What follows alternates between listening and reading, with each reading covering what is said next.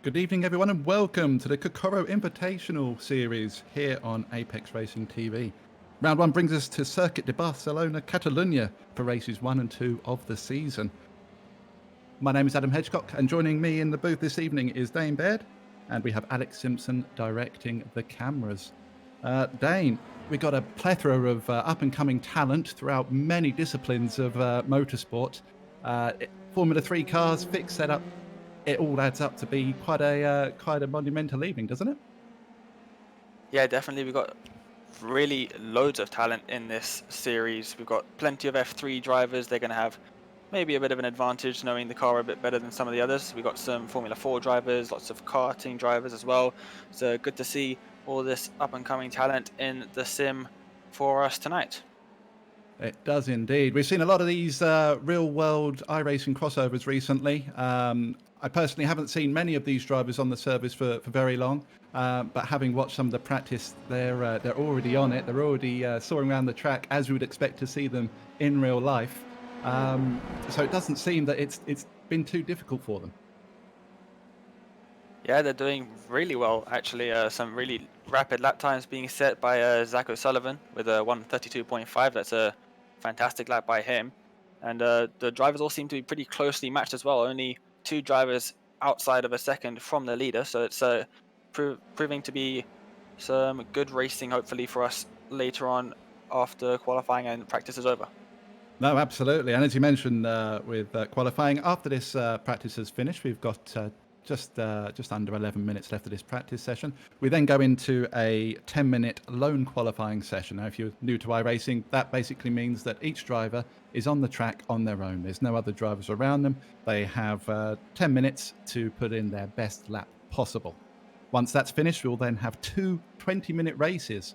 The first race will be dictated by the qualifying times. And the second race will be a reverse grid of the 20th driver and up. So whoever finishes in 20th in race one will be on pole position for race two. So what we often see in those kind of situations, Dane, is that drivers will start to play tactically. If they know they can't finish much higher than where they are in the first race, they'll start playing that little tactical game and try and get themselves that sweet 20th position.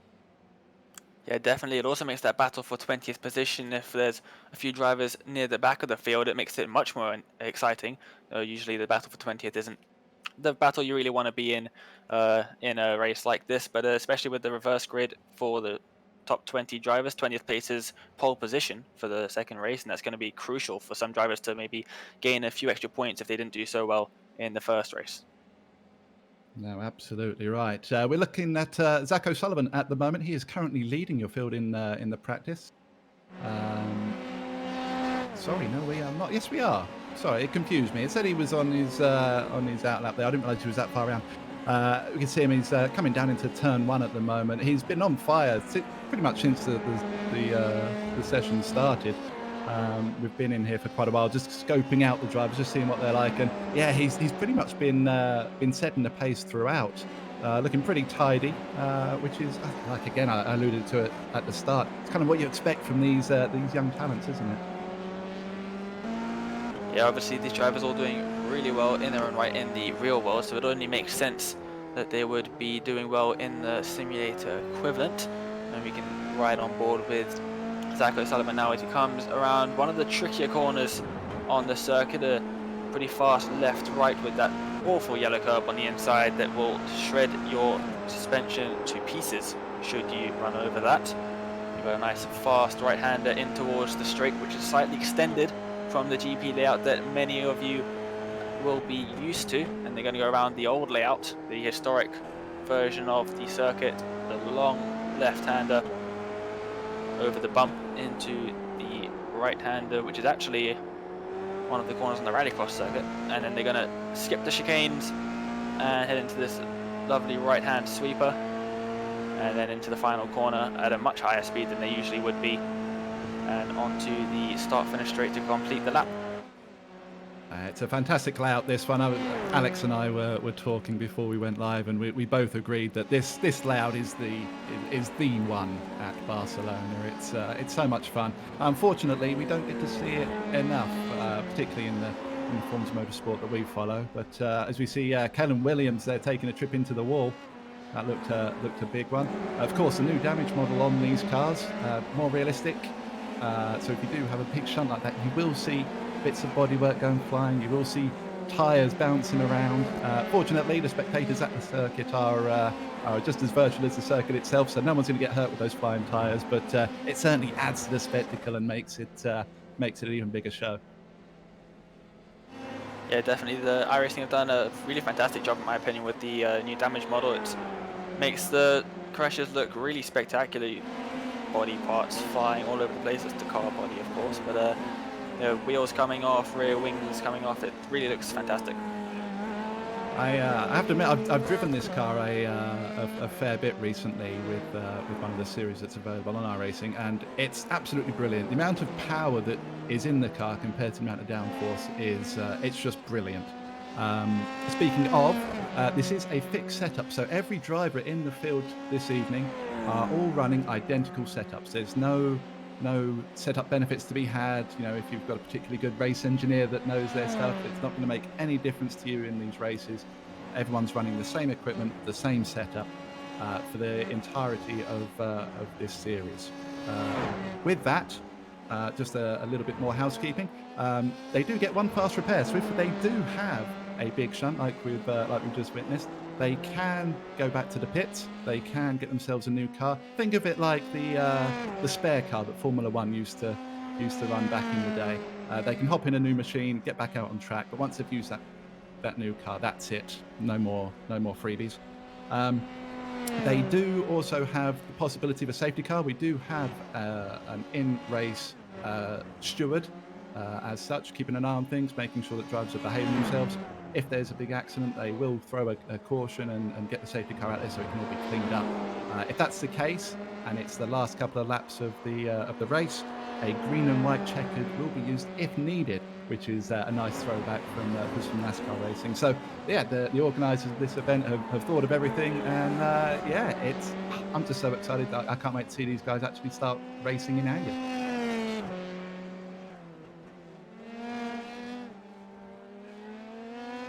Watching Zane Maloney at the moment, just navigating his way through the infield of the circuit. This is probably, in my opinion, the trickiest part. It's a lot of corners where you have to try and carry as much of the momentum as possible without compromising exits. Exit speeds around here are everything, and the moment you get a little bit of a wiggle on, a little bit of a slide, it can cost you so dearly. To the fast left hand. It's such a joy, this one. It's a tricky one because you want to go in so fast and then it just tightens and tightens and tightens, just releasing you before you go to this uphill right-hander, which is great. All the camber to help you around the corner, up on top of the hill, and then as Dane was saying earlier, down through this quickened last couple of corners. Makes the last corner frightening, to be totally honest with you, the speed that you throw the car in there now. As we look over the shoulder of Zane as he's heading down the main straight. Yeah, definitely. That final corner is much faster than what most of us are used to with this circuit. When you take the chicanes, you come out much slower than when we're taking the layout that we're using today. And it really does make the entry speed into that corner very high, and you want to try and keep as much of that speed as possible as you run onto the longer straight on the circuit, which is going to be a prime overtaking opportunity to turns 1 and 2. So we're still right on board with Zane Maloney heading through turn 4 and down in towards turn 5. This is a tricky braking zone, downhill and off camber. It's one of the most tricky braking zones that is on the circuit. Very loose on the exit, just touching the gravel a little bit. We'll be trying not to do that too much throughout qualifying the race. And we saw a good old fistful of counterlock, didn't we, as he come out of the corner there, just trying to save the rear of the car. It's got a little bit loose. But it's one of the traits of this car, of course, is that you can wreck the tyres very quickly if you're misbehaving with them. The car is a lot of fun to drive, but you do have to take care with it. You can't abuse it.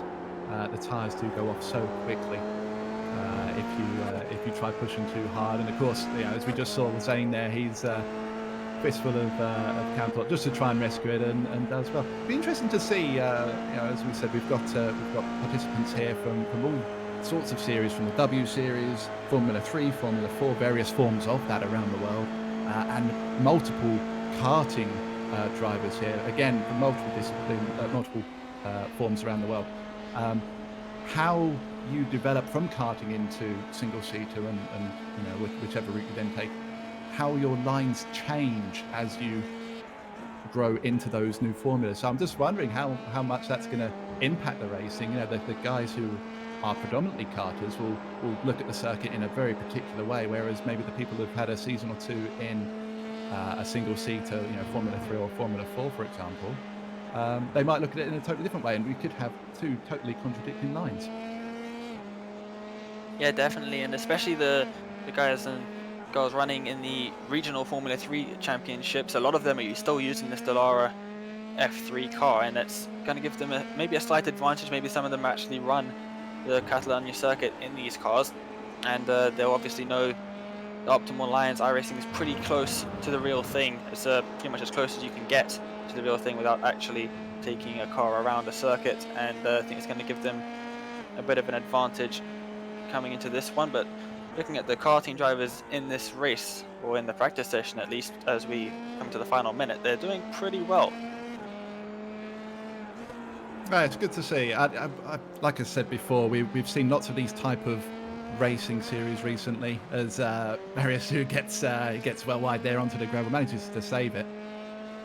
We've seen a lot of these type events where we've got real world drivers coming in and racing, sometimes for the first time on iRacing, and oh, there we go. We can see on the timing tower right now all the different categories and formulas that people are racing, and it's brilliant to see such a mix. And again, it's testament to iRacing and the service it provides. That people want to come and do this in this unfortunate time that we're in, where we can't do the real world racing. As we're 10 seconds away now from qualifying, we'll get set and get ready to see how these guys can perform for their 10 minutes. Yeah, it's going to be crucial. They're not getting an hour like they have in the practice session to try and perfect their lines. It's all going to come down to just a few laps, and it's going to give them a bit of pressure. I've heard some real-life racing drivers join iRacing that have said it's more pressure in iRacing than in the real thing, because they're not used to it, and it's very different to them. Obviously, without all the G-forces that a real car provides, it's very different to the real thing in that respect. And qualifying is underway, and we're going to have the first of our drivers leaving the pits in no time, I'm sure. No, absolutely, you're right. I've heard the same things. A lot of drivers saying when you're racing on tarmac, you're driving through the seat of your pants. That's the term for it, isn't it? You're feeling every movement of the car. But in here, it's all about what you can see, what you can perceive, and how you can adapt to it. So it's a totally different kettle of fish. But qualifying is now underway. We are waiting to see the cars out on track. For those of you who are watching, thank you for tuning in. Delighted that you're with us this evening. Let's start seeing in the chats who's your pick for qualifying. Let's see what you guys who are watching are thinking. Let's get this interactive. Let's see who your money is on. As we're watching James Pull just warming up his tyres, coming on his out lap. Be interesting to see how much. Be interesting to see how much he does warm his tyres. Like I said before, you don't want to wreck your tyres. You do want to get some heat in them, but you don't want to destroy them too early that it compromises your later laps. Yeah, especially with the new tyre model, you do want to get the tyres warmed up. But worried a bit that he might be overdoing it slightly. You see a lot of the drivers weaving quite a lot, but you can see they come down the straight there, really trying to get heat into the tyres. They do start off pretty cold in the F3 car, and cold tyres means no grip at all. And you definitely need grip, especially at Catalunya, very high downforce corners at this circuit, and they're going to come around and start their first of their flying laps. Yeah, here we go then. For those who are wondering, at the bottom we can see our drivers who are on track. Yellow Oh, sorry, the three colours down the bottom. I should explain that there are three sections before I tell you about the colours. Yellow means that it's just an okay, it's fine. It's just a normal time. If it goes green, it means that they've gone faster in that particular sector. If it goes purple, it means that they're quickest overall of anyone in that sector. So keep your eyes on those. You can see how the sectors are broken down on the track map up in the top right. The little dots just indicate where the sectors end and begin. As we're watching Billy Munger now. What a story for Billy. We were all enthralled by it. We're all so sad and to see what happened, and ecstatically overwhelmed when he came back and started making his racing returns. And it's great to see the young man. He's such an inspiration to many, and I have to be honest, it's a privilege to actually get the opportunity to commentate on him.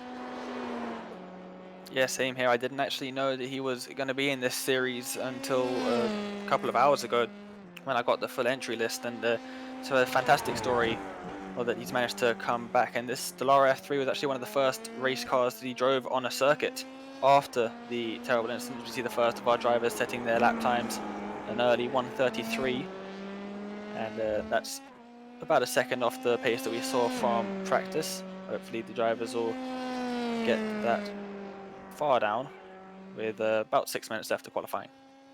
Yeah, what we usually see with these type of qualifyings, they'll put a banker lap in, but we'll soon see those times ramp up quite considerably, and it's very much who can put the best lap in on their last lap. That is the big one, isn't it? As we see Vesti now setting the pace, 33.3, almost 0.3 quicker than P2 at the moment. Certainly a good effort. Watching Zach O'Sullivan. Just over the shoulder, lovely camera shot. This just over the shoulder, really get an idea of how much the circuit undulates and how the cambers can really affect the car. Yeah, there's also a lot of bumps at some parts of the circuit. It had a fresh reset of the tarmac on the circuit just a couple months before this scan. I think it was actually maybe a year before this track was scanned by the guys at iRacing, and we've seen all the drivers pretty close to each other in the first lap of qualifying, and we're going to start to see their second laps coming in. These are going to be quite a lot faster, I am sure. The tyres get a bit more heat, they get a bit more grip. There we see Harper there with a 33.1, already setting the pace. We can see how quickly it's starting to ramp up. Live timing is available if you want to follow along with what we are seeing. Live timing is available. There is a link in the video description for that, and I'm sure somewhere there's probably a link been posted in the chat as well. So if you do want to see the live timing, feel free to click that link. All the data and timing is provided by SDK Gaming. It's what we use. It's what you're seeing now. So yeah, enjoy and follow along like we are, as we see Vesti again, a 32.6 now. Yeah, these times are really starting to tumble.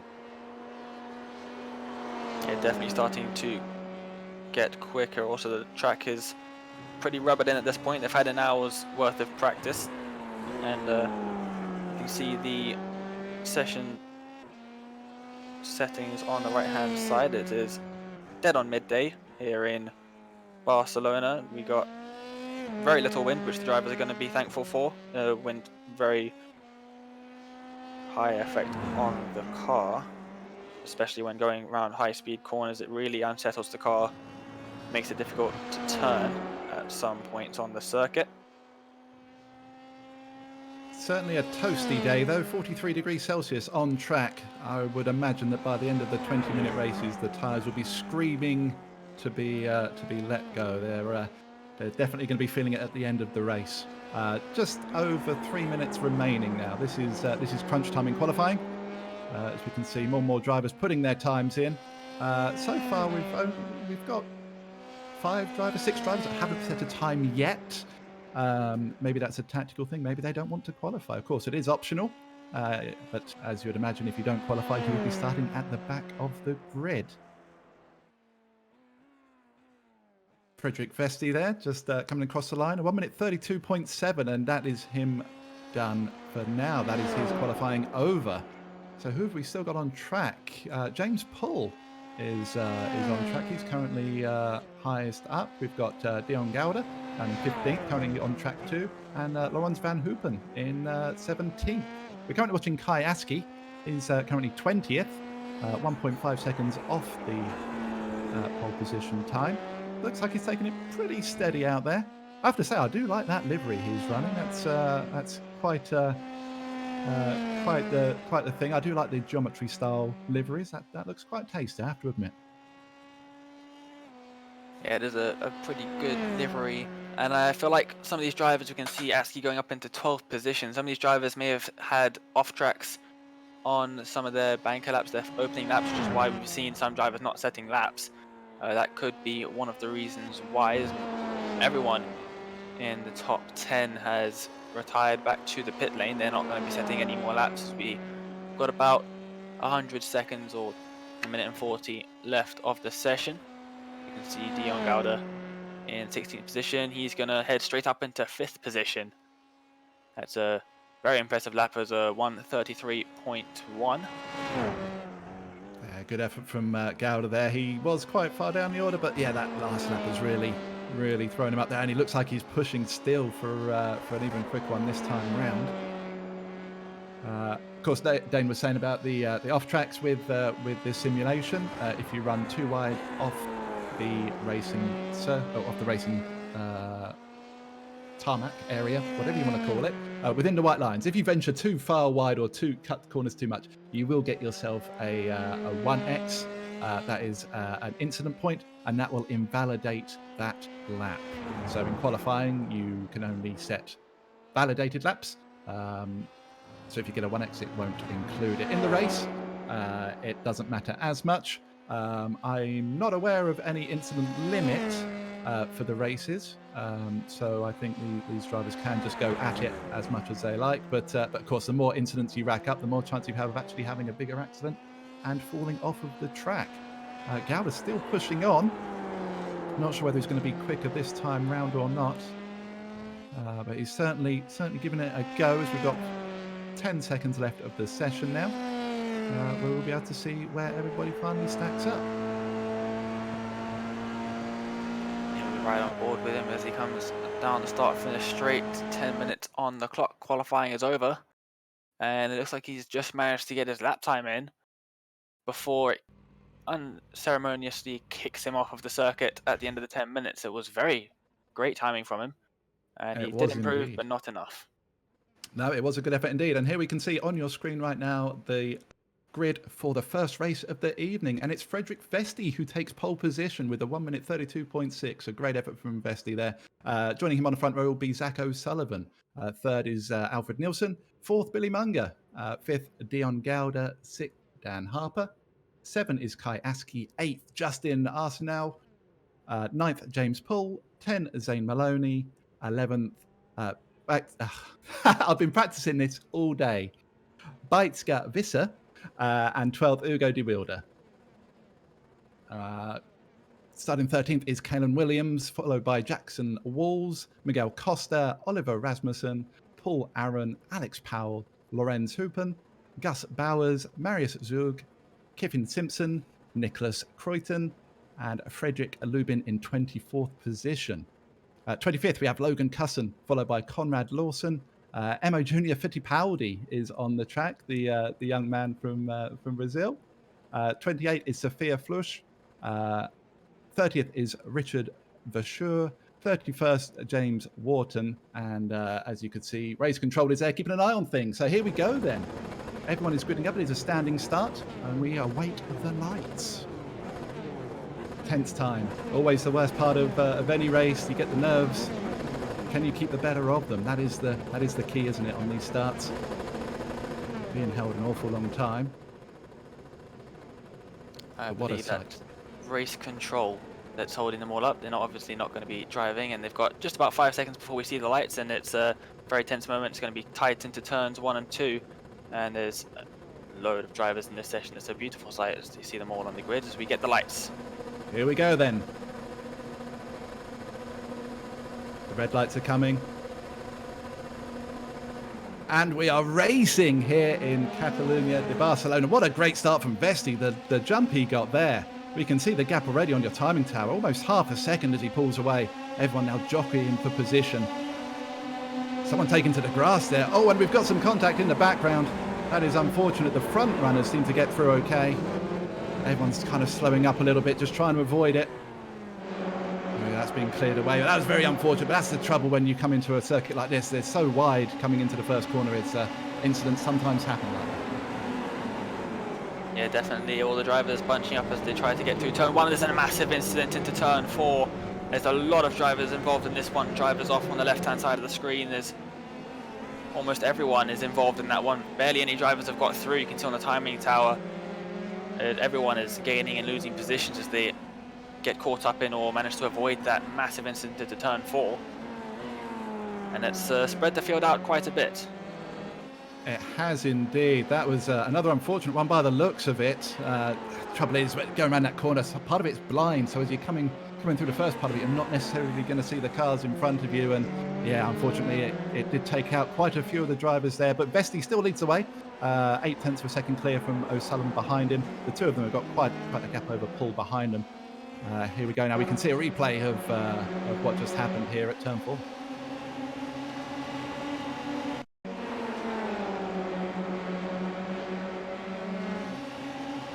Here we go. This should be, as we can see, a little bit of jockeying for position. It seems a number 51 and number 2 come together. Not quite sure. That's Gouda and who's the number 2? I can't see on my sheet at the moment, but they come together, and Billy Munger was unfortunate to go into the back of him. And of course, once you got 2 or 3 cars up in the air and spiraling, it causes a bit of a roadblock for everybody else. And Alfred Nilsson was the number 2 car. So yeah, very unfortunate, very, very unfortunate. And we've got the safety car is out. Obviously, they feel it's a bit too much debris on the track, so they're going to clear that away, get everyone back together. I think that's the right thing to do personally. Give the guys who had their start compromised just a chance to go and get their spare car and enjoy the rest of this first race. Of course, the drivers do have a fast repair, so like I said, they can go back to the pits and they can get their spare car sorted and come out and join the back of this train. And yeah, nobody likes to see incidents like that in the first few corners, Dane. And yeah, it's a good job we got the safety car, and lucky for the drivers, there's this fast repair for them to use. Yeah, definitely. You can see all the drivers weaving down that straight section of the track just before turn 4. They're all weaving, trying to keep the heat into their tires. I wouldn't personally be doing that until probably the last lap of the caution period, because you don't really want to wear your tires out too much. They've got 20 minutes or 16 lap race, so yeah, we're going to have time limits on this one. They're not going to finish all 16 of those laps in this session. They're setting lap times too long for that, but you can see all the drivers following the pace car, the Porsche 911 safety car that we have got here. And also interesting to see that all of these drivers in the pit lane that were involved in that incident. It's a load of drivers, and hopefully they'll be able to catch up to the back of the safety car train before it goes back to green. Let's hope so. Yeah, with the fast repairs, if you are out on track and you cannot return to the pits, you can take what is called a tow, and that will essentially get you back to the pits as quickly as it possibly can. So those drivers that are still in the pits are just waiting to get themselves back into pit lane so they can pick up their fresh cars. Aside from the incidents, I mean, it was a great getaway from Vesti, wasn't it? Coming down into turn 1, he was almost half a second clear already. He absolutely nailed the start there, and it's good to see. You know, these cars can be tricky to get off the line. They do tend to bog down a fair bit if you haven't got the revs right, but yeah, he sure seemed to nail it, didn't he? Yeah, he had a fantastic start, and by the time the safety car came out, he had almost a second lead, and a 3-second lead behind the second place driver as well. So they're going to be a bit disappointed with the safety car period. They had the race basically to themselves, and they could run away with it if the safety car didn't come out. But I say in the commentary box, we're pretty happy about it. So you can see just in the distance all the cars starting to make their way back onto the circuit. They're going to come out just in front of the pace car, Yeah, I think from a viewer spectacle, you want to see as many cars on the track as possible. Now we are seeing the safety cars coming down the main straight. Those in the pits. We can see there's a mad dash, and we got a crash in the background behind the safety car. What has happened there? Who is that? That has? Oh, he's come back out of the wall now. Jackson Walls, by the looks of it, had an incident. Obviously, you're weaving around trying to keep some temperature in your tyres, but it's very easy to come unstuck with other drivers, as we saw with Vettel and Hamilton the name of the circuit was on the tip of my tongue there, and it's just eluded me. But when Hamilton was back in the pack up behind the safety car, we saw Vettel get very upset with him because he almost ran into the back, and easily done. And we can see it again here in this race here as well. Yeah, personally, I've never seen that before. Baku, that's it. Baku, there we go.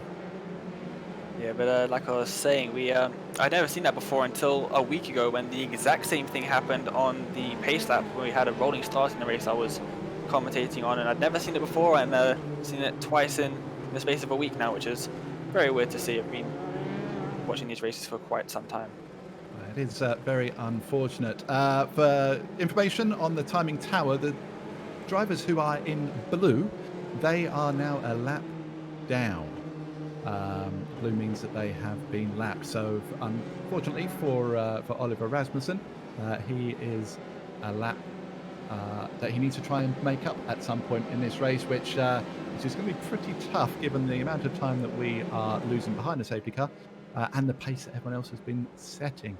So there we go. That's the start of the race. Safety car is still taking them round at the moment. Perfect time again to ask you, the viewers, what you're thinking as we approach the restart. Who's your money on for the race win? Who are you cheering on? Just let us know. Give a shout out to your favourite driver, and while you're doing it, do hit that like button. Do hit that subscribe if you're new here. We do broadcast pretty much every single day at the moment with multiple race disciplines, tracks around the world. There's lots to see and enjoy on Apex Racing TV. So do leave us that subscribe and do leave us that like if you are enjoying it.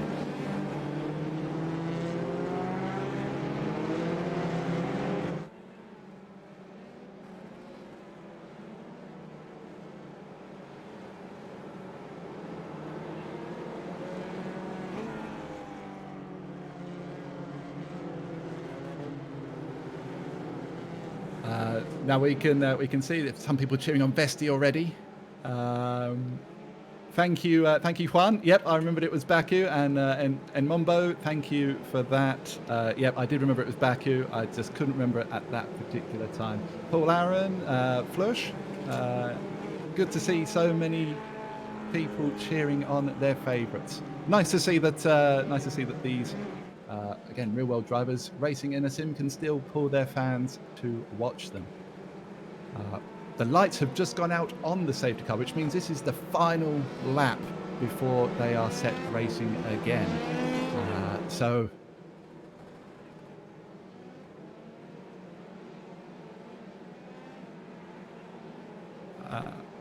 Now, we are just getting some information from race control as we speak.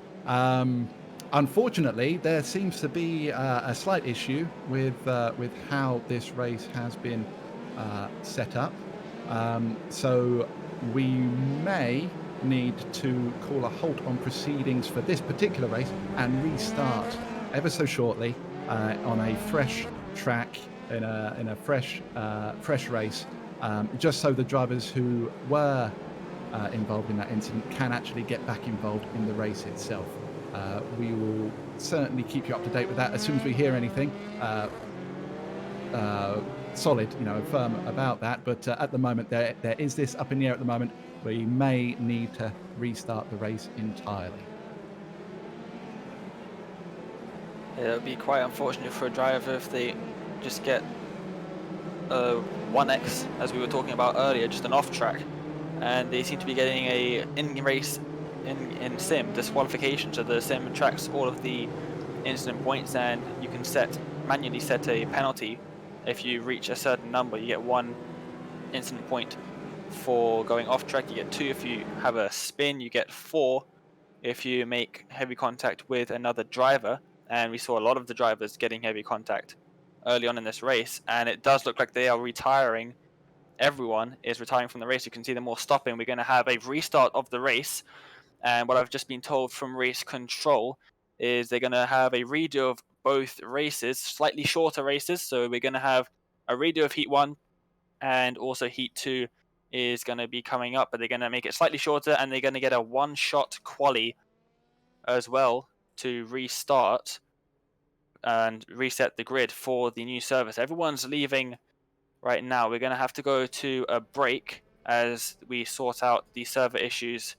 But yeah, this is a very unfortunate event. No, absolutely. So don't go anywhere, folks. We will be back very, very shortly indeed. And then we got to look forward to a one-shot qualifying and 2 slightly shorter races. Don't go anywhere.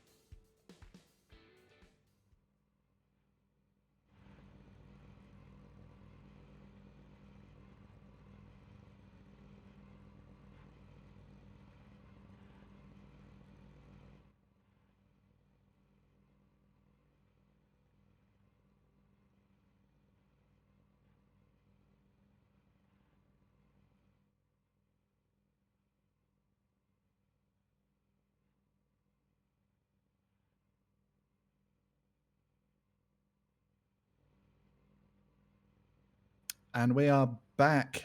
Just to bring a little update, everybody, we are in touch with Race Control. They apologise for the inconvenience and the interruption to your viewing this evening, as do we. These things are never great when they happen, but we plough through it and we get it sorted and we bring you the racing that you deserve to see as soon as we can. They are in the process of setting up a new race lobby, a new race for these guys to and girls to race in. As Dane said before the short break, there will be just a little bit of practice time just to make sure everyone gets into that race lobby, and then they're going to have a one-shot qualifying, and then they're going to do a slightly shorter two races thereafter. Yeah, this is the state of play as we are at the moment. We will bring you more as soon as we possibly can. But at the moment, we are just waiting for the new server to come up, and then we can get proceedings underway once more. Until then, we're going to leave you with some lovely scenic shots of Barcelona, and yeah, we'll be back as soon as we possibly can. Please stick with us.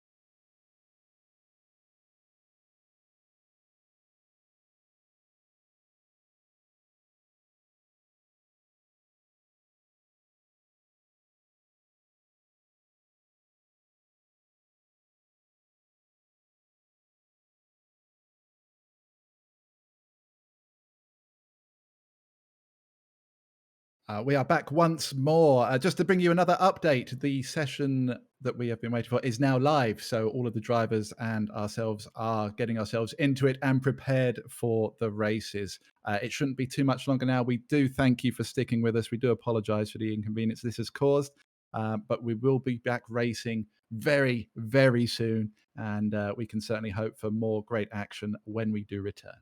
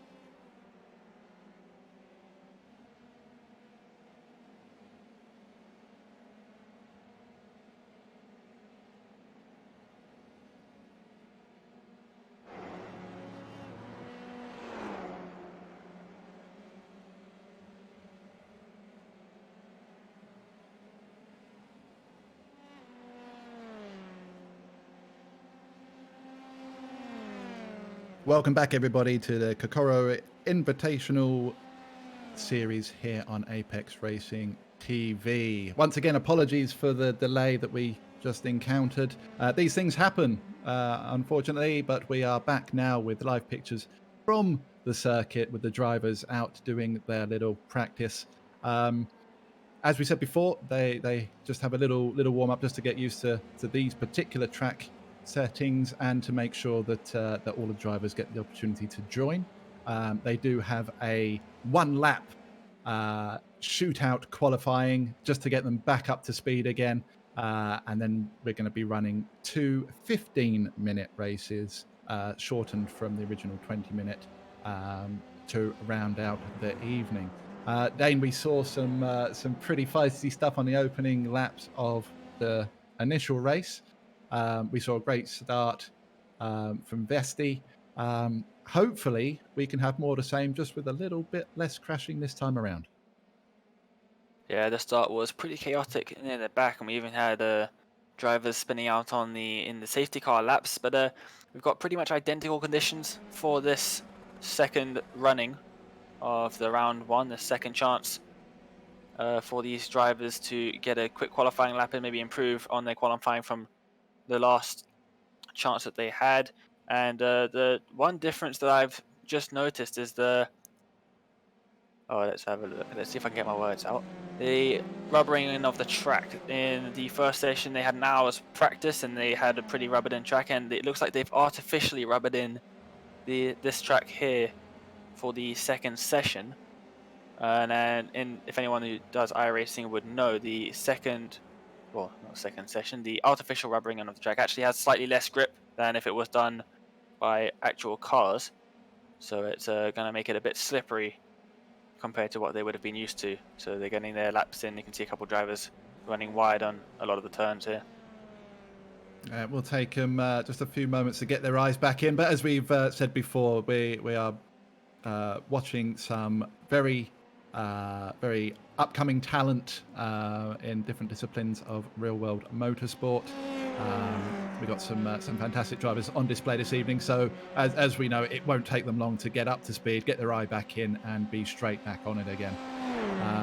I'll just have a little confirmation from earlier on, where I said that I wasn't entirely sure on how many incident points these drivers do get to play with. That has been confirmed for me by Race Control. They have 15 to play with over the course of the race. Just to give you a context of what that actually is, going off track just a little bit might give you a one incident point. Causing contact with another car, losing control of your car. I forget that one. That one's in the middle. Losing control of your car, that will gain you 2 incident points. And then making contact with another car that causes either damage or for that car to run off the circuit will gain you 4 incident points. So if you get yourself involved in a big old battle, that can very, very quickly accumulate the points and give you a penalty. So let's hope that that's not the case for these drivers, as we're now heading into our one-shot qualifying. Yeah, this is going to be immense pressure on our drivers today. They're only going to get 1 lap to set their qualifying, and it's going to really affect them into this first race. It's a very short race, much shorter than it was before. It's only 15 minutes, and that's definitely going to mean qualifying is crucial. So you can see the drivers definitely going to have to warm up their tires with aggressive weaving, as you can see here, as they are doing. I've just had a message in the YouTube chat. It will be interesting to see over the next few years how many of the drivers racing tonight will make it to Formula One. It's a fantastic point, and I think it's very likely. There's a lot of drivers in this series are in driver academies, and maybe not into Formula One necessarily, but maybe the World Endurance Championship and a lot of the other FIA World Championships as well.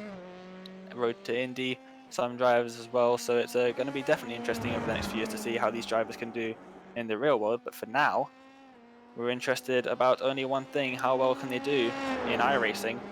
And that's what we're about to find out.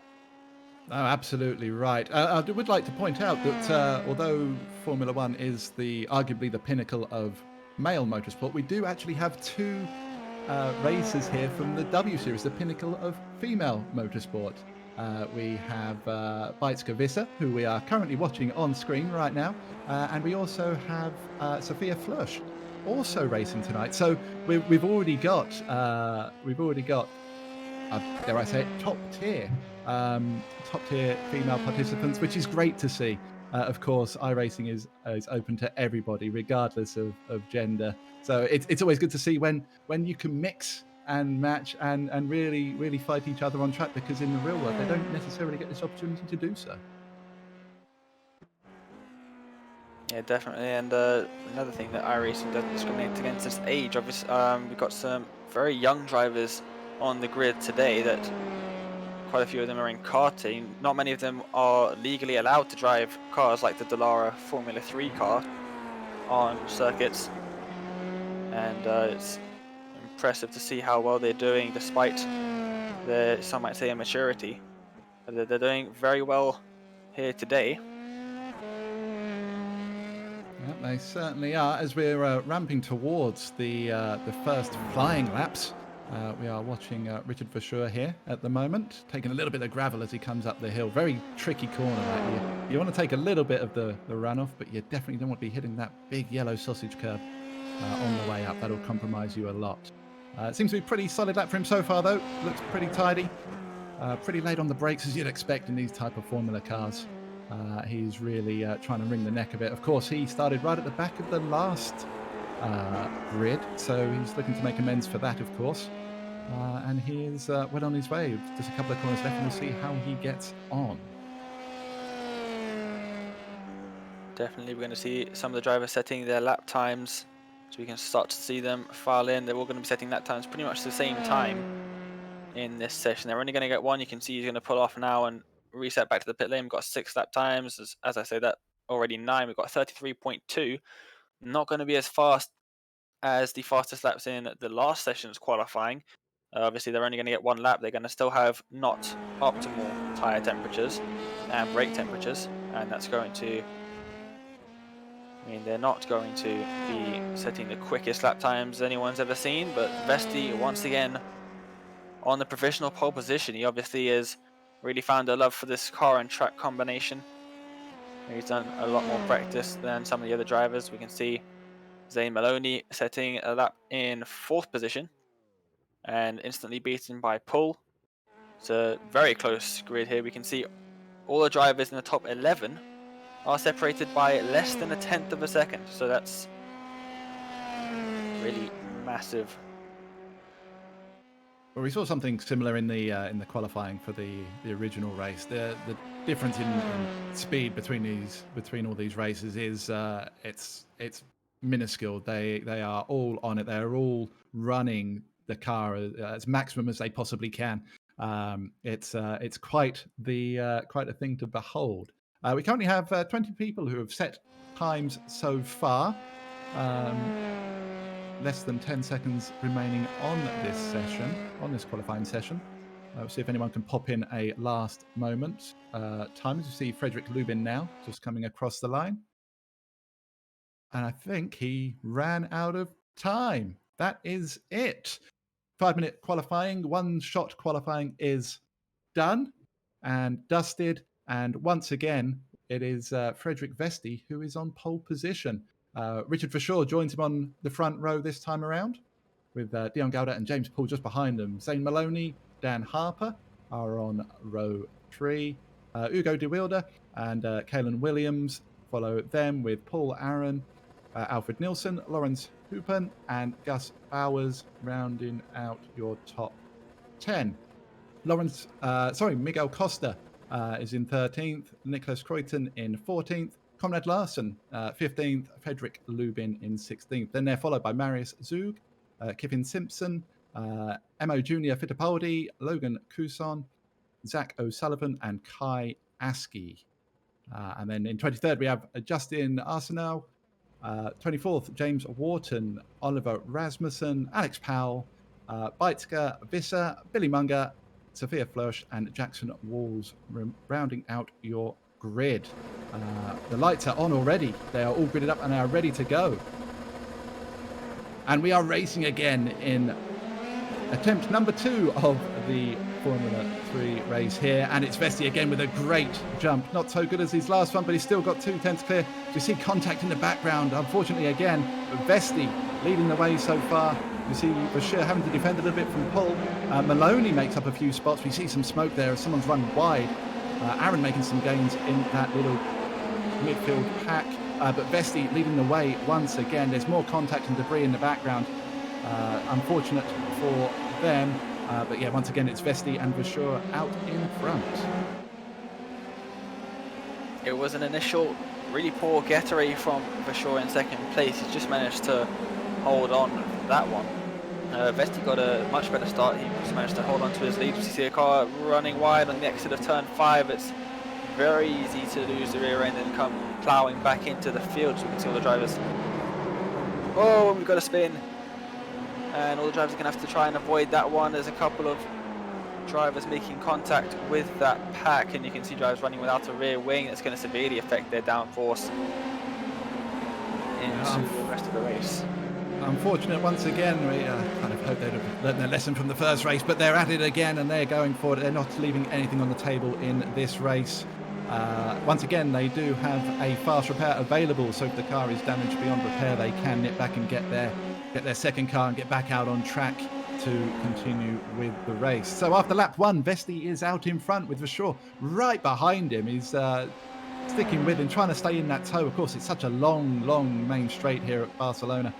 Sticking in that tow is paramount. Maloney in third, almost 2.5 seconds back now, with Aaron, Wilder, Hoopenbowers, Harper, Lubin and Williams rounding out your top 10. These two, Dane, you gotta give it to these guys, aren't they? They've got their head down and they are pulling a gap already.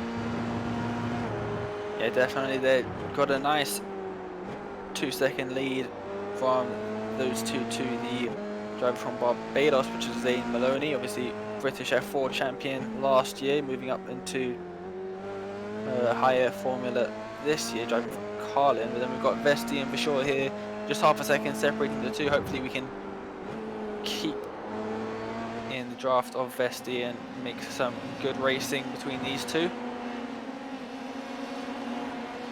can see behind them the field's quite spread out now after that collision there coming into the first corner, and again coming up the hill we've just seen. It has spread the pack quite considerably. With the shortened race now, it's only 15 minutes of a race, as we see that Caelan Williams ducking out to the inside, trying to make a move, trying to get himself up to ninth position. He manages it. Can he get it done before this right-hander? He can. Very brave on the brakes there, coming into the right-hander. Going up the hill though, where you can be that little bit later on the brakes, the hill will help you out. Gets the job done up into P9 for Caelan Williams. Yeah, fantastic move. Obviously, like you said, up the hill, you can afford to be a bit later on the brakes, but it is slightly cambered and it's quite easy to run wide on that corner. It seems to take just a bit longer than you think. You get on the power, or at least I do, every single time I go around that corner. I get on the power too early, trying to make the most of it, and end up running slightly wide, sometimes sticking a tyre in the gravel, and it's definitely not what you want to be doing. I'm going to see drivers doing, as we can see DeWild doing now, out of the entrance of turn 4. They're going to be running really wide over the curb, trying to maximize the entry speed for turn 4, which they can afford to do, but if they do it slightly too much, they're going to get an instant point for that. And we've got a 15 instant point limit on this, and then they're going to get a penalty.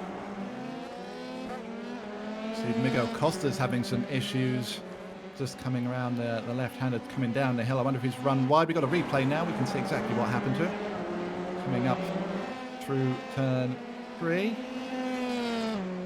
He's looking all right. Late on the brakes. Does he catch the outside as he goes? Oh, he just snatches the inside left there.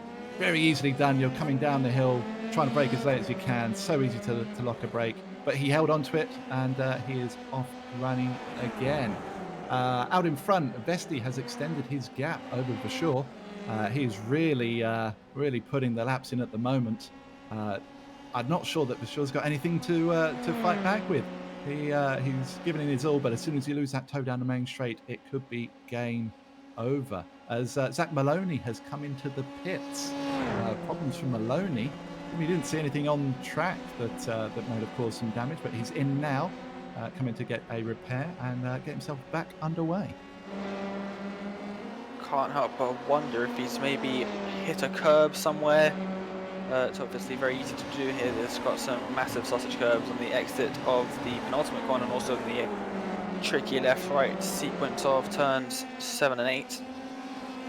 And that could have explained the damage that he might have. He also might be serving a penalty. I think it's a bit early to be really hard on the defensive.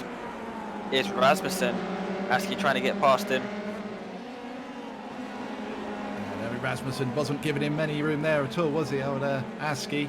Askey had to look up the inside, then tried to go to the outside, but Rasmussen had him covered on both points. I tell you what, Askey's looking racy, isn't he? He's tucked up right behind him, and he is really asking the questions of Rasmussen at the moment. Rasmussen runs a little bit wide. I don't know if he's driving in his mirrors just a little bit, but Askey's got a real chance now down this back straight, get a bit of toe, not the braking zone that we're used to coming into the hairpin style left-hander. And as you can see, Rasmussen just covers him off on the inside. Gap up to 1.2 seconds out in front. Vesti is extending his lead once more. Aaron is comfortably in third, just a second ahead of Wilder in fourth. And Hoopen, just a little bit further back again, rounds out your top five as we stand. That said, though, sorry, Bashir just puts in the fastest lap of the race so far, just to prove me wrong. Sorry, Dane, but yeah, continue. He's got a better exit, and he's got that draft down the main straight. He's going to move to the outside, very defensive once again is Rasmussen. They're going to go side by side into the braking zone, into turn one. Looks like Askey might have made the move stick as he forces Rasmussen just into the gravel there. He had space, Rasmussen, but he obviously just reacted a bit too much, and that sent him into the gravel. He's managed to bring the car back onto the track, and he's running perfectly fine though. You see another battle here. We've got Bowers and Harper. Harper trying to get past in the battle for 6th positions to come through the tricky left right, trying to take all of that exit curb as much as possible. And they're going to come through the fast right hand of turn 9, trying to get a good exit, and maybe try and move into the historic hairpin. Bowers is going to go hard on the defensive, taking the inside line. So you can see Harper just thinking the better of it, but he's going to have to be careful. He's got Williams right behind him, who's also just joined into this battle. It's going to be a 3-way battle as they come across the line. It looks like just 2 tenths or 2 to 3 tenths separating each of our drivers in this battle for 6th position. As they're going to come around the final corner now, and it looks like Williams might have got not the best exit. They're going to weave down the final straight and the start-finish line, trying to get the draft, trying to break the draft for Bowers. And we're going to see Harper move to the outside once again into turn number 1. We're going to see a repeat of what's just happened between Rasmussen and Askey. Looks like we are, and a fantastic move for Harper around the outside into turn 1. He's made it stick. Definitely a great move from Harper there, and Williams is he's been watching this all the way around the previous lap. He is definitely wanting to get himself involved in this. He's hoping that the two in front continue fighting, as we see Bowers just has a little blink there. But yeah, it's great racing from these guys. They're leaving nothing on the table. They are going for it. And once again, we see a great move round the outside of turn 1. Really, testament to the ability of these drivers. Zach O'Sullivan has got a little bit of wing damage there. He's struggling a bit. We see it's all rippled with Gowda just getting ahead of him. Quite a way down. I think these guys were part of the original incident on lap 1.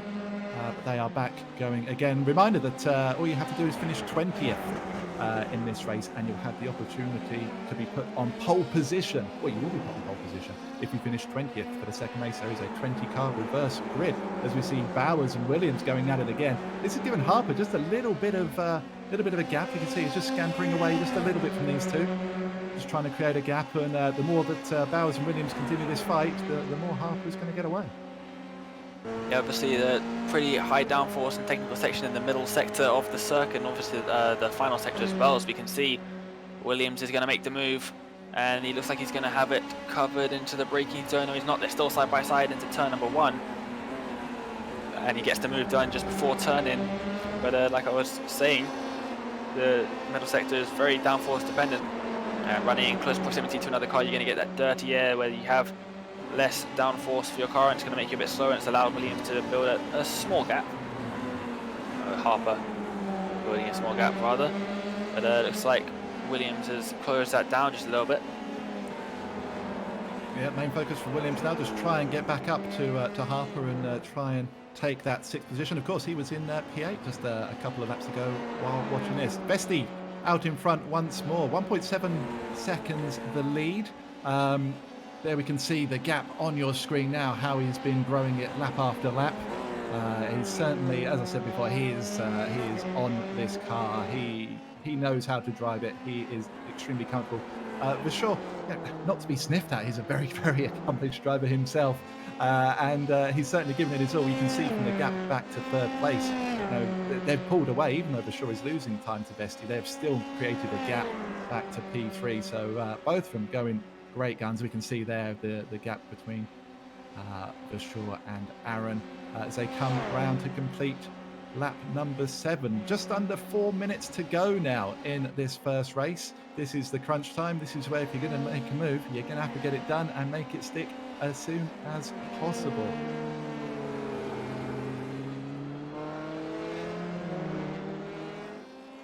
We are currently looking at Conrad Lawson. As we can see on your timing tower, if they are in red, it means they are a lap ahead of you, and if they are in blue, they are a lap behind you. It indicates the position in relation to your other drivers on any given lap. So we are looking at P15 down are in blue. It means they have been lapped by the leaders.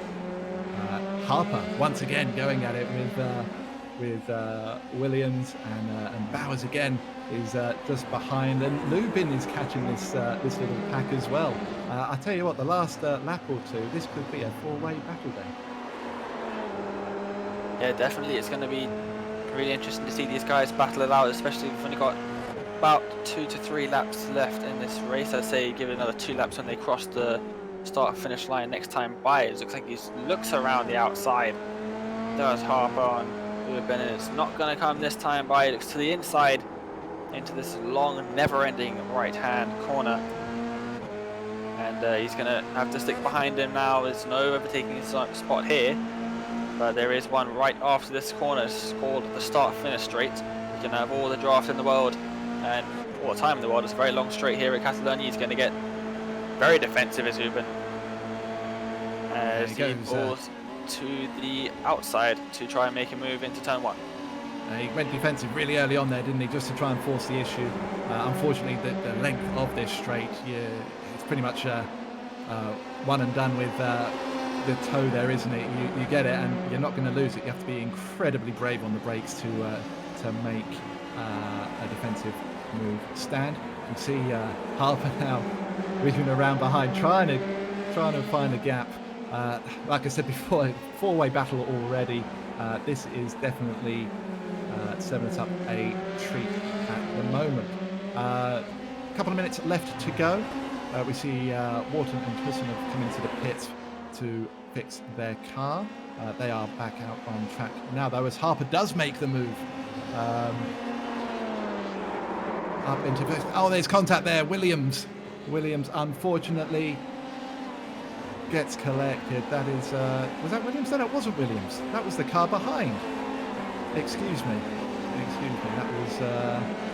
That was my mistake there. There was contact. It has separated this 4 out, as we're going to see a replay of the incident. Hoopen it was on the outside. There we go. Yes, it was Williams, and it was Hoopen that went off. Still getting used to the liveries on these cars and understanding who's driving what colours, but yeah, unfortunate for Hoopen. Very difficult place to go side by side up the hill there, and unfortunately got collected and got put outside. But he is back and running as Williams comes into the pits. It looks like he did sustain damage in that collision.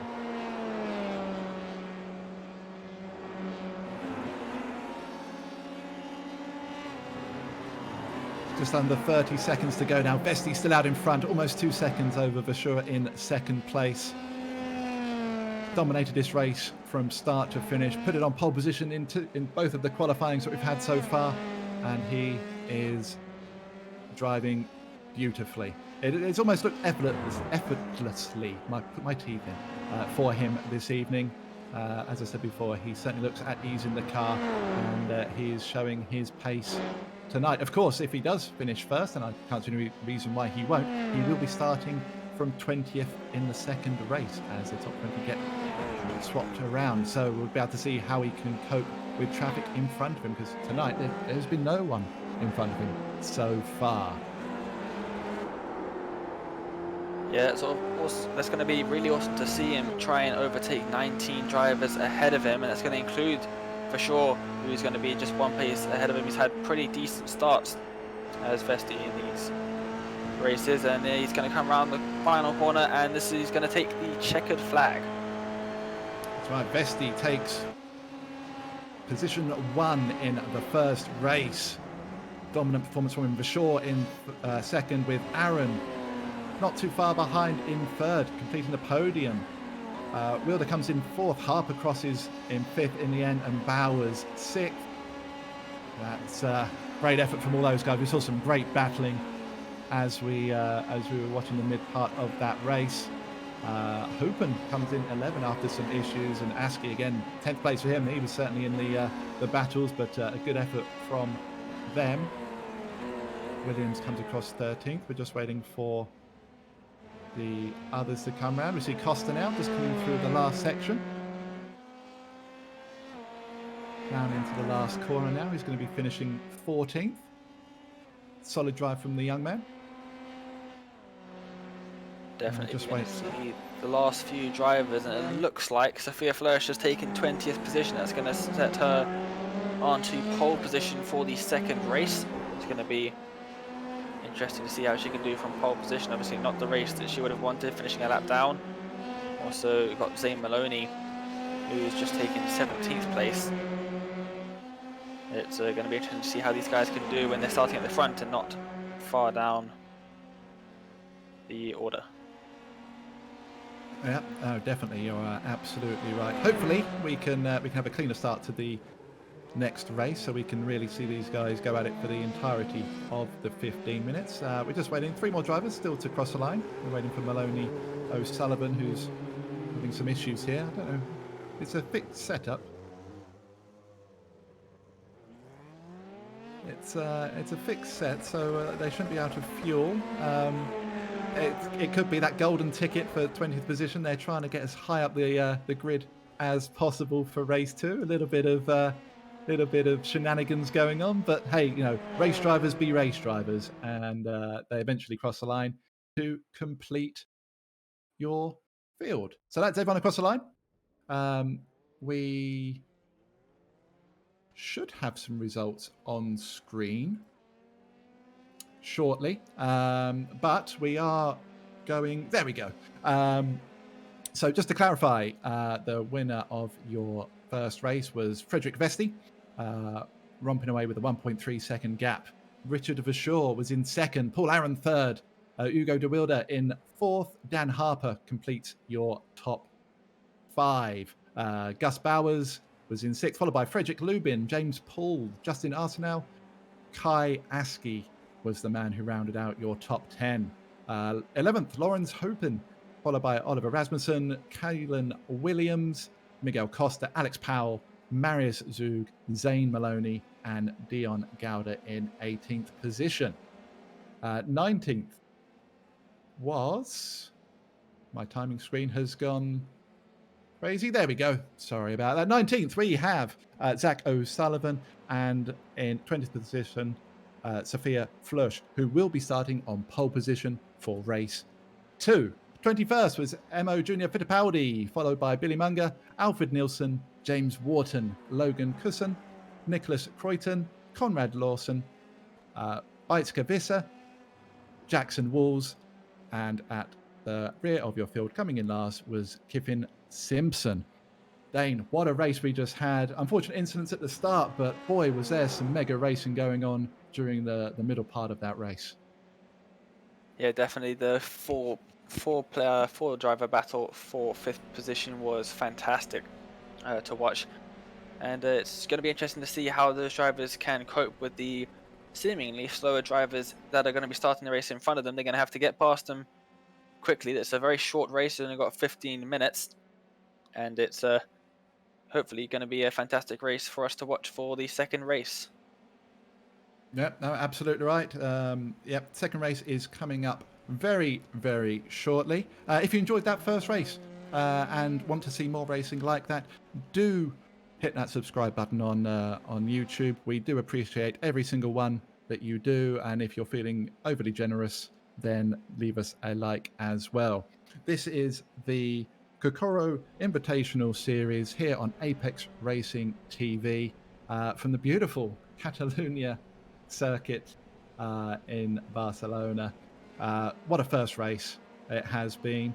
My name is Adam Hedgecott. I'm joined with Dane Bird, and on the cameras doing an amazing job. These cameras look fantastic. I just have to say that is Alex Simpson. Race 2 is coming up in just under 5 minutes. What do the drivers do at this point? They've just finished the race. I'm sure that they've all got some adrenaline pumping. They've all got the taste for some more. How do they calm themselves down and get themselves ready for another start, Dane? What I like to do, especially in these warm-up sessions, if I'm going to be starting the race, it's a standing start, of course. It's probably a good idea for the drivers, which I've not seen anyone do, is just practice standing starts in the pit lane. That's what I've decided I do whenever I have 2 races in a row. We try and practice those starts. You've not really got much else to practice. You've just been driving the circuit for the last 15 minutes or so in the first race, so that's all sorted. You don't need to practice that, but starts, it looks like some of the drivers definitely do need to practice them. We've seen some pretty shocking ones so far in this race, in the first race anyway, and that's definitely what I would be doing. Oh, that was me being all polite by saying there were unfortunate incidents, and you've gone straight for the jugular, haven't you? But no, you're right. You know, these crashes that we have seen, they are. I suppose a little bit more time in the sim would iron those creases out, but it's a 15-minute race. It's already been shortened down from the 20-minute. You want to get on with it. You want to get as far up the field as quickly as you possibly can, and make every lap count and every move count. And of course, if you've got a field of 30 talented drivers all trying to do the same thing, you know, sometimes these things happen. But race 2 is on its way. Who's that going all scribbly down the grass? That's a rather entertaining spin on the outside there. But yeah, we're looking at Kayaski now. Had a solid run in race 1. Wasn't bad, all things considered. Definitely one of the drivers who'll be looking to up their game for the second race though, and maybe get up the order a little bit more.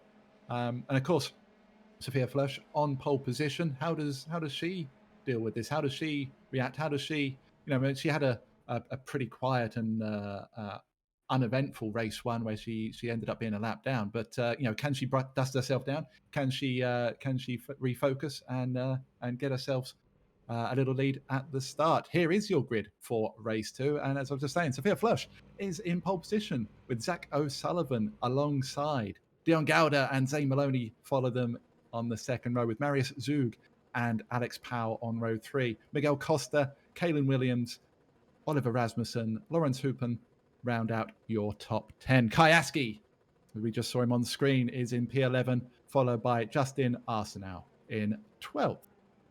James Poole is 13th, with Frederick Lubin alongside. Gus Bowers, Dan Harper just behind them. Hugo de Wilde in 17th, with Paul Aaron alongside him. Richard Verschoor finished second in race 1, of course, is alongside Frederick Vesti, the winner of race 1, with Emma Junior Fittipaldi in 21st, Billy Munger 22nd, and the rest of your grid scrolling through rather quickly. I apologise for that because the lights are about to come on. Here we go then. Red lights are on. And away we go, and Flörsch is slow off the line. Very slow off the line. O'Sullivan has got a jump, and Maloney and Gauda have overtaken Flörsch. So unfortunate. She is still dropping down in 6th position now, just trying to get some momentum as we come down into turn 1. So unfortunate for her. Manages to get a place back up into 5th, though. She is hanging it out around the outside of turn 1, giving it all that she's got, but it's O'Sullivan that leads away. Maloney had an issue. No, O'Sullivan is out.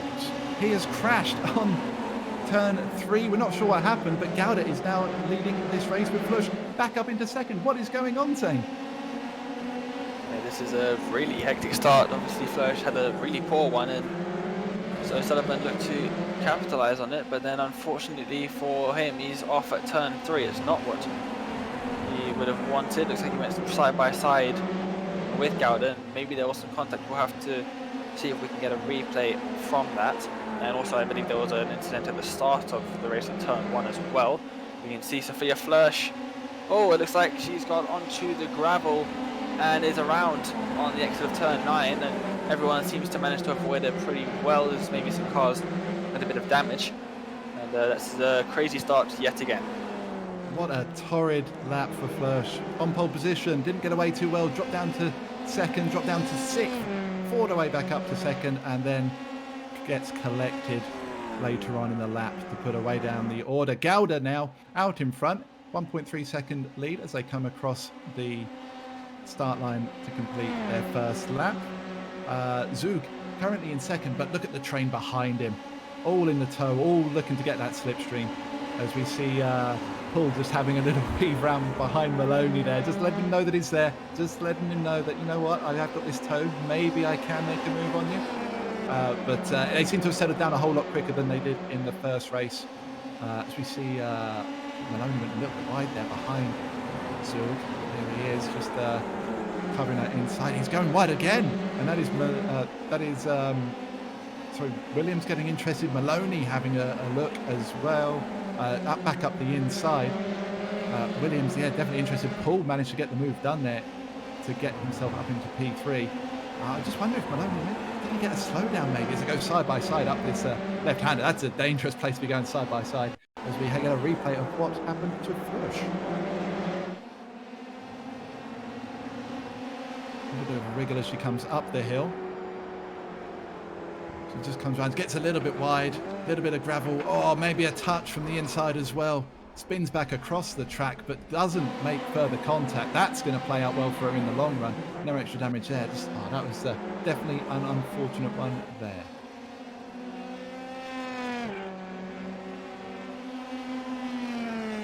Marius Zug now still leading this little train behind Gauda, trying to bridge that gap, but Gauda's pulled almost a 2-second gap now, as you see Van Hoopen going side by side there with Costa, I believe it is.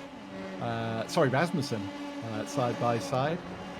Great bit of racing from these two. Can he stick it out on the inside of turn one, though? That is the question. He does. Rasmussen keeps it on the outside of him, though. Great driving from the both of them there. Hoopen just closes the door as we see Arsenal then getting involved, and there's contact behind. That is unfortunate. Arsenal there, and who else was that? Rasmussen as well got caught up in that, as we see Maloney once again in the thick of things. Well, Maloney is having a race to remember, isn't he? He's non-stop action for the young man.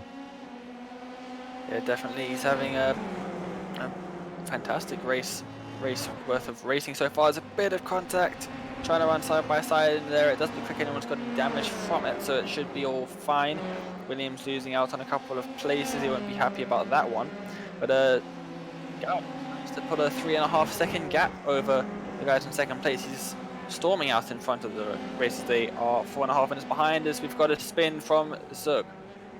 Zug was in second place as well. I don't know if he got a slowdown or whether there was a little bit of contact, but he was in second place and he's dropped all the way down to P10 now. Very unfortunate for him. Not quite sure what happened there. We're going to see a replay though. Let's find out together, shall we?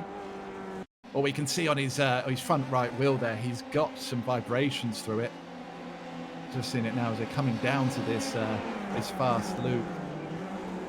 I'm thinking he's already got some damage. He's picked up, maybe caught the curb too strongly coming up the hill before that straight.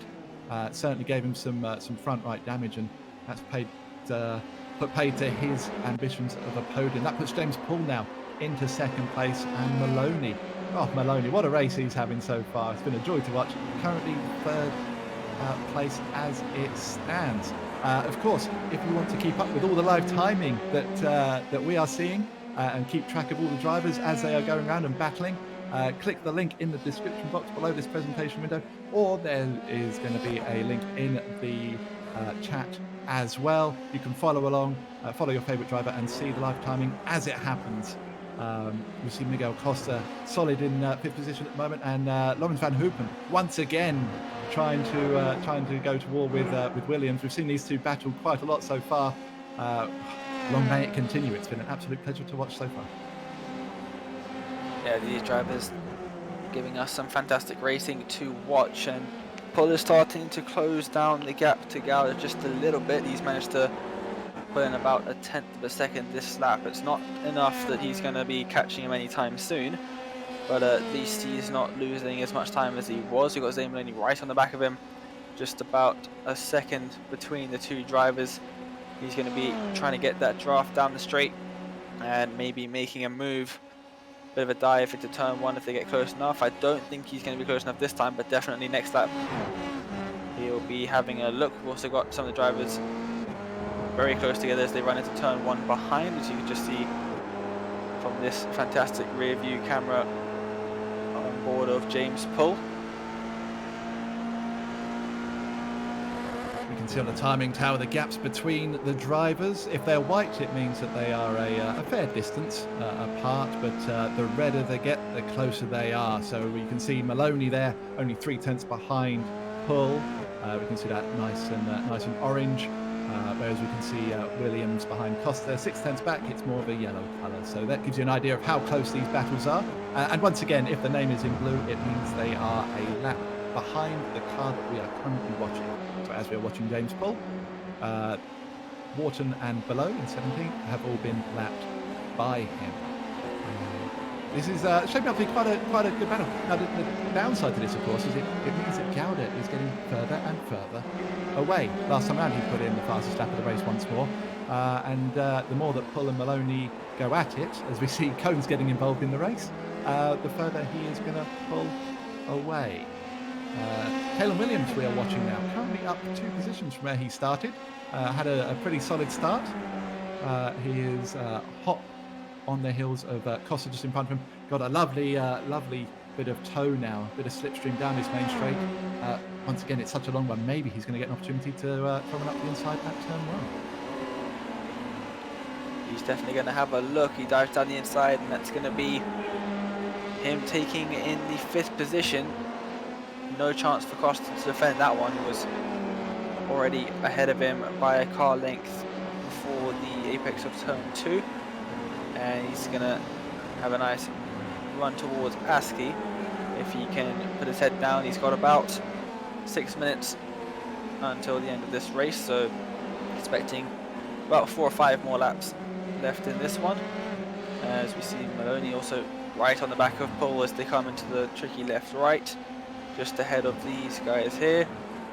Lawrence Van Hoopen in 7th position. He's trying to close into the back of Costa as well. He's still within a second, so he can probably get some draft as well.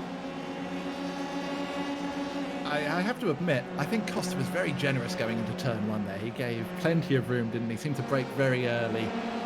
Maybe he's just seen the body parts still flying around on the edge of the circuit and thought, you know what, I don't want any part of that.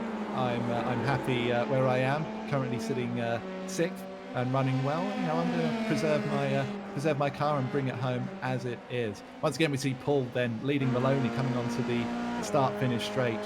Maloney tucked right up as we look from the gearbox back towards Maloney. Look at the draft, look at the slipstream that he gets.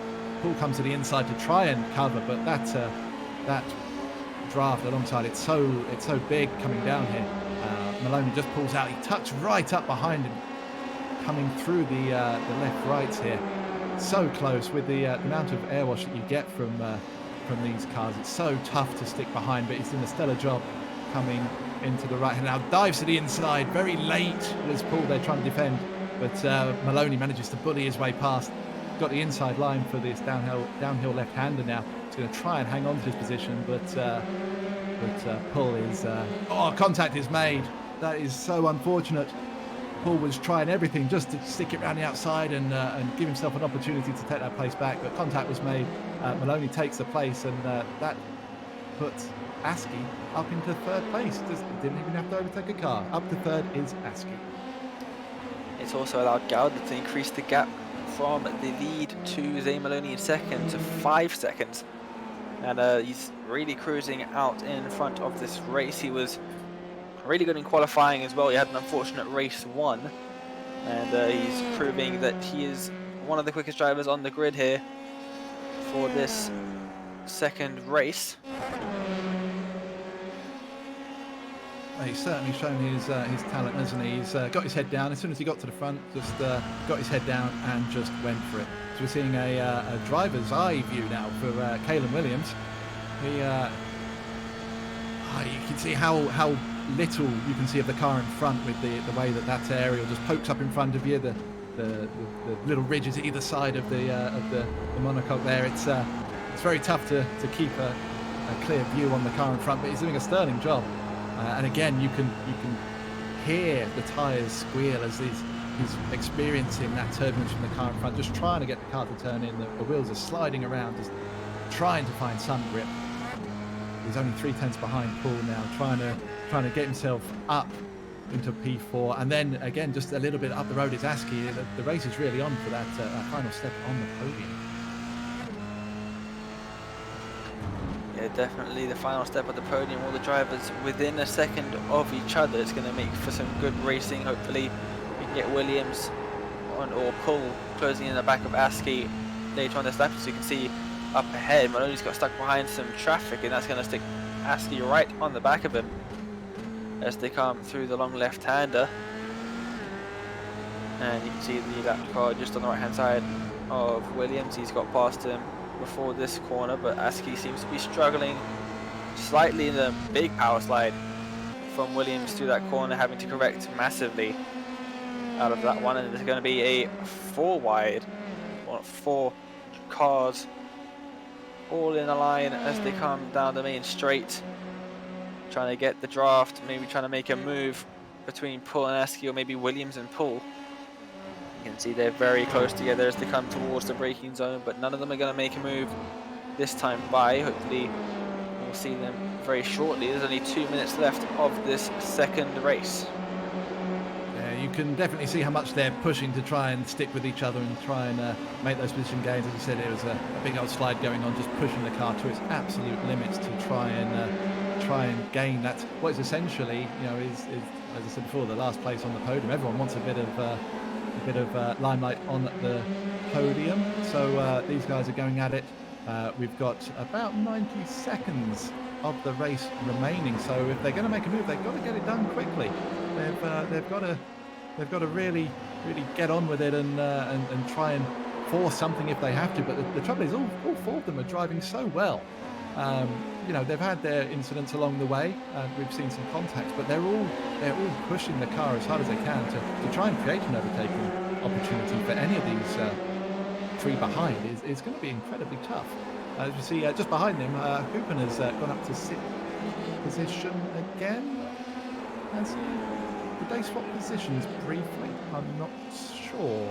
I just see a flash of green, but seeing the gap, I'm questioning myself. Here he is then, coming down into the left-hander. Yes, indeed, he did take a position back by the looks of it.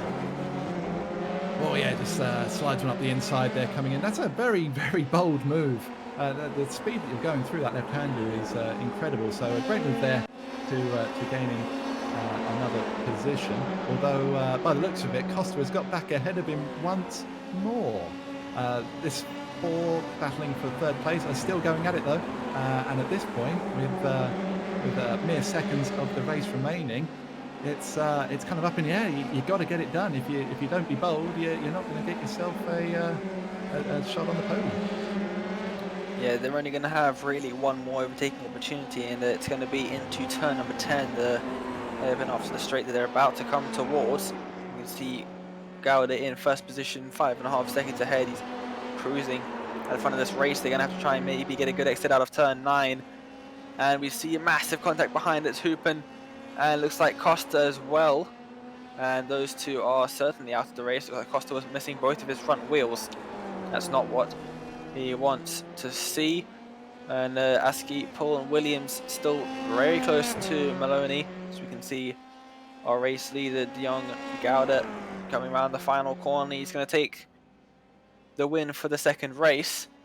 But the focus is going to be on the battle behind. Is anyone going to make a mistake? Is anyone going to be able to make a drag race to the line? And it doesn't look like it. They're going to finish how they are. Yep, Gowda takes your win then. Great drive from him.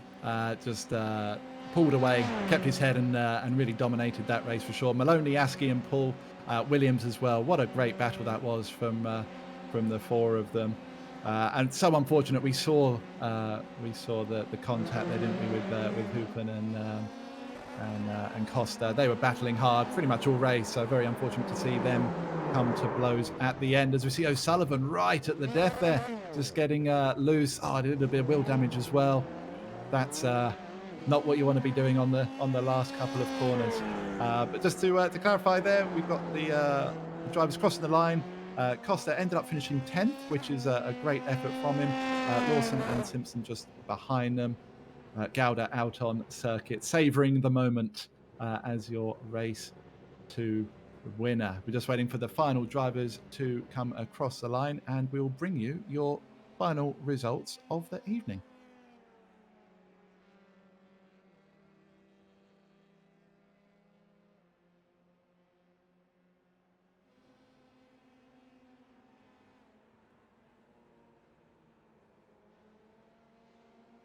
As we see a beautiful shot of the local countryside there. What a great race it has been tonight, though, Dana. Or races, I've thoroughly enjoyed it. Apart from the incidents that we saw, it's been great racing all around. As you can see now, your results are on screen, and Dion Gouda is your race to winner by nearly 5 seconds over Zane Maloney. Kayeski rounds out your podium. James Paul was in fourth with Caelan Williams just behind him. Gus Bowers in sixth, Nicholas Croydon in seventh, Justin Arsenault in eighth, Alex Powell in ninth, and Miguel Costa rounding out your top 10. Conrad Lawson in 11th, Simpson 12th, Wharton comes home in 13th, Frederick Lubin in 14th, Lorenz Hoopen in 15th, Zach O'Sullivan in 16th position with Hugo de Wilde and Logan Cusson rounding out your top 18. It is then Emo Junior Fittipaldi in 19th with Alfred Nielsen in 20th. Frederick Vesti, your race one winner, is in 21st with Paul Aaron in 22nd. Oliver Rasmussen, put my teeth in again, in 23rd. Richard Vishaw in 24th. Marius Zug in 25th. Dan Harper, Jackson Walls, Beitske Visser, Sophia Flush, and Billy Munger rounding out your field tonight. Great second race. That battle for the third place on the podium was amazing, Dane. What were your highlights for that one? Definitely that battle for second, third, fourth, and fifth. It was a fantastic battle with the four drivers there, really close throughout, and also some battles further back in the field. Obviously, Hooper, fantastic racing from him. Unfortunate at the end of the race with that contact there, but a really great race, and I'm looking forward to the next 3 rounds that we've got on Apex Racing TV. It should be great to see. Hopefully we won't have the issues that we had today, so we can have a slightly longer race, a 20-minute races like we were planned to, and we can also see some of the drivers like Sophia Flörsch really shine because they didn't really have the best race. A lot of them not doing too well in this one. Oh, absolutely. We've just had confirmation as well that we won't be having any interviews this evening, given the issues that we had. So that's unfortunate. But as you say, next time out, hopefully we can get it done and dusted, and maybe talk to some drivers afterwards. So for now, from me, Adam Hedgecock, from Dane Baird and Alex Simpson on the cameras, we hope you've enjoyed this showing of the Kokoro series here on iRacing.